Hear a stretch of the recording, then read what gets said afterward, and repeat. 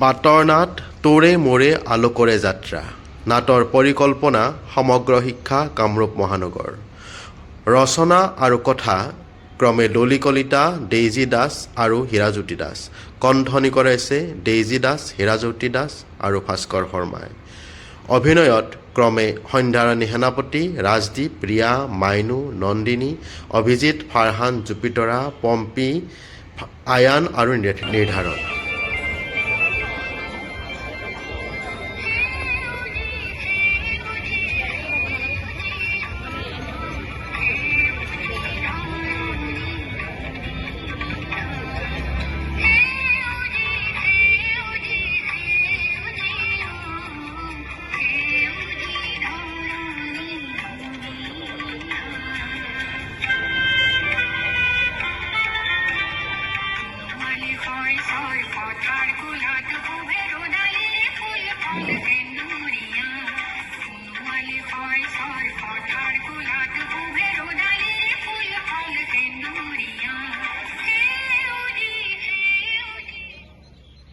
ৰিয়া তোমালোকে কি কৰি আছা বাইদেউ আমি বিদ্যালয়ৰ খেল সপ্তাহৰ বঁটা বিতৰণী সভাৰ সাংস্কৃতিক সন্ধিয়াৰ বাবে ৰিহাৰ্চল কৰি আছো ভালেই কৰিছা আমি পঢ়া শুনাৰ লগতে নাচ গান খেল ধেমালি সকলোতে অংশগ্ৰহণ কৰিব লাগে বাইদেউ যোৱা সপ্তাহত আমাৰ বিদ্যালয়ত এজন সমল ব্যক্তি আহিছিল তেখেতে কৈছিল যে আমাৰ দেশখন প্ৰগতিৰ দিশত আগবাঢ়িলেহে বিশ্বৰ অন্য উন্নত দেশৰ লগত ফেৰ মাৰিব পাৰিব বাইদেউ দেশৰ প্ৰগতি মানেনো কি দেশ প্ৰগতিৰ দিশত আগবঢ়া মানে শিক্ষা সংস্কৃতি অৰ্থনীতি ৰাজনৈতিক ইত্যাদি সকলো দিশত আগবঢ়া বুজায় সেয়েহে শিক্ষাৰ অধিকাৰ আইন 2009ত উল্লেখ কৰিছে যে 6ৰ পৰা 14 বছৰ বয়সলৈ দেশৰ সকলো শিশু জাতি ধৰ্ম বৰ্ণ নিৰ্বিশেষে শিক্ষা গ্ৰহণ কৰাটো বিনামূলীয়া আৰু বাধ্যতামূলক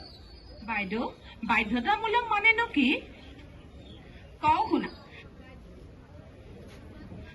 বাধ্যতামূলক মানে হল 6 বছৰৰ পৰা 14 বছৰৰ সকলো শিশুৱে বিদ্যালয়লৈ অহাটো নিশ্চিত হ'ব লাগিব নহলে পিতৃ মাতৃ বা অভিভাৱকসকল আইনগতভাৱে দণ্ডনীয় হ'ব বাইদেউ তেতিয়াহ'লে আমাৰ বিদ্যালয়ৰ 5ম শ্ৰেণীৰ বিতুলে দেখোন গেৰেজতহে কাম কৰি আছে আৰু বাইদেউ আমাৰ বিদ্যালয়ৰে 8ম শ্ৰেণীৰ ছাত্ৰী প্ৰিয়ংকাই বিদ্যালয়লৈ নাহে আৰু মহাজনৰ ঘৰত কাম কৰে মায়ে কৈছে প্ৰিয়ংকাই হেনো মহাজনৰ ঘৰত এবছৰৰ কাৰণে কাম কৰিব হয় নেকি এয়াতো খুব বেয়া কথা হৈছে তেতিয়াহ'লে আমি আজিয়েই তেওঁলোকৰ ঘৰলৈ গৈ তেওঁলোকক বুজাব লাগিব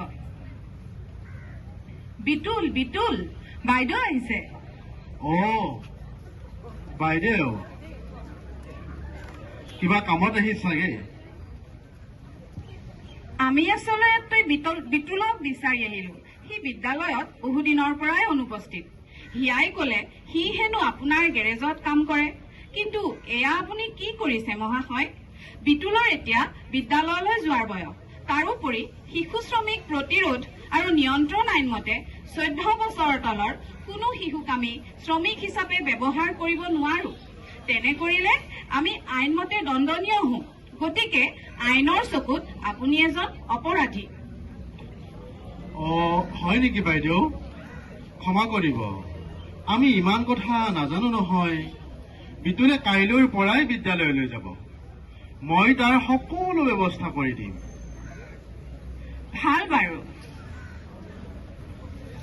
প্ৰিয়ংকা বা প্ৰিয়ংকা বা বাইদেউ আহক আহক হ'ব আজি 2 মাহ ধৰি প্ৰিয়ংকা স্কুললৈ যোৱা নাই আপোনালোকক ফোন কৰিলেও নাপাম সেয়ে ইহঁতৰ লগতে খবৰ কৰিবলৈ আহিলো প্ৰিয়ংকাক আৰু স্কুললৈ নপঠিয়াও বাইদেউ ছোৱালী মানুহ পঢ়ি শুনি কি কৰিব তাতে আৰু অহা বছৰলৈ প্ৰিয়ংকাৰ বিয়া ঠিক কৰিছো বাইদেউ কি প্ৰিয়ংকাৰ মাতকচোন কিমান বয়স হৈছে তাইৰ 14ত সোমাইছে বাইদেউ কিন্তু এতিয়া তাই নাই নহয় মহাজনৰ ঘৰত এবছৰৰ বাবে কাম কৰাকৈ দেউতাকে টিপ সহি মাৰি বন্দবস্ত কৰি থৈ আহিছে কি কৰিম বাইদেউ আমি লিখা পঢ়া নজনা দুখীয়া মানুহ এয়া আপোনালোকে কি কৰিছে আপোনালোকে বেটি বচাও বেটি পঢ়াও আন্দোলনৰ কথা শুনা নাইনে? দেশৰ মহিলাখিনি যদি অশিক্ষিত হৈ থাকে দেশ কেতিয়াও প্ৰগতিৰ পথত আগুৱাই যাব নোৱাৰে। প্ৰতিগৰাকী নাৰী শিক্ষিত হ'ব লাগিব। তাৰ বাবে আমাৰ ছোৱালীসকলক আমি স্কুললৈ পঠিওৱাটো অত্যন্ত আৱশ্যক। প্ৰিয়ংকাৰ দেউতাক আছেনে ঘৰত? নাই বাইদেউ, সৰু ল'ৰাটোৰ জণ্ডিছ, বেজৰ ওচৰলৈ গৈছে ঔষধ আনিবলৈ। নমস্কাৰ বাইদেউ। আপোনালোকে বৰ ডাঙৰ ভুল কৰি আছে জানেনে? বাল্য বিবাহ আইনমতে দণ্ডনীয়। 18 বছৰৰ তলৰ কোনো ছোৱালী আৰু 21 বছৰৰ তলৰ কোনো ল'ৰা আইনমতে বিবাহ পাশত আবদ্ধ হ'ব নোৱাৰে, কাৰণ তেওঁলোক এই বয়সলৈ শাৰীৰিকভাৱে বিবাহৰ বাবে উপযুক্ত নহয়। 18 বছৰ নোহোৱাকৈ প্ৰিয়ংকাক বিয়া দিলে আপোনালোক সকলো জেললৈ যাব লাগিব। কি কৰিম বাইদেউ, আমি লিখা পঢ়া নজনা মানুহ। লিখা পঢ়া নজনা মানুহৰ বাবে আজিকালি প্ৰাপ্তবয়স্ক শিক্ষাৰ ব্যৱস্থা আছে নহয়। প্ৰাপ্তবয়স্কসকলক গধূলি সময়ত বন্দা আঞ্চলিক হাইস্কুলত শিক্ষা প্ৰদান কৰা হয়। আপোনালোকেও তালৈ গৈ শিক্ষা গ্ৰহণ কৰিব পাৰে। আৰু এই বেজ জৰা ফুকা সকলো অন্ধবিশ্বাস। আমাৰ এই অন্ধবিশ্বাসী মনোভাৱে দেশৰ উন্নতিৰ পথত হেঙাৰ হৈ থিয় দিছে। প্ৰিয়ংকাৰ ভাইটিক বেজৰ ওচৰলৈ নহয়, চৰকাৰী চিকিৎসালয়লৈ লৈ গৈ চিকিৎসা কৰাওক। তেতিয়াহে তেওঁ সোনকালে আৰু ভালদৰে সুস্থ হ'ব।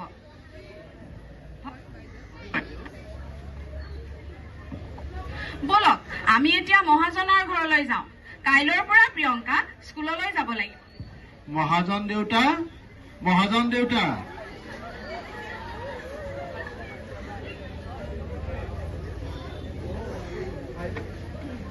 বাইদেউ আহিছে। মহাশয়, আপুনি বৰ ডাঙৰ ভুল কৰিছে নহয়। এই মানুহজনৰ নিৰক্ষৰতাৰ সুযোগ লৈ এখেতৰ ছোৱালীজনীক ঘৰুৱা কামত নিয়োগ কৰাটো আইনৰ চকুত যে দণ্ডনীয় আপুনি নাজানে নেকি? এই কথাটো যদি ওপৰ মহলাত গম পায় তেতিয়াহ'লে আপুনি জেলৰ ভাত খাব লাগিব। গতিকে আপোনাৰ বেয়া হোৱাটো আমি নিবিচাৰো। আপুনি এতিয়াই প্ৰিয়ংকাক আমাৰ হাতত গতাই দিয়াটো আপোনাৰ বাবে ভাল হ'ব। হ'ব বাইদেউ, মই এতিয়াই ছোৱালীজনীক আপোনালোকৰ হাতত গতাম। মই জনা নাছিলো আজিকালি চৰকাৰে এনেকুৱা ধৰণৰ আইন এখন উলিয়াইছে বুলি।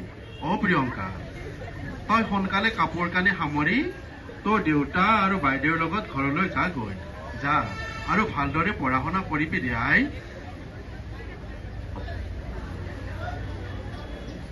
ধন্যবাদ বাইদেউ।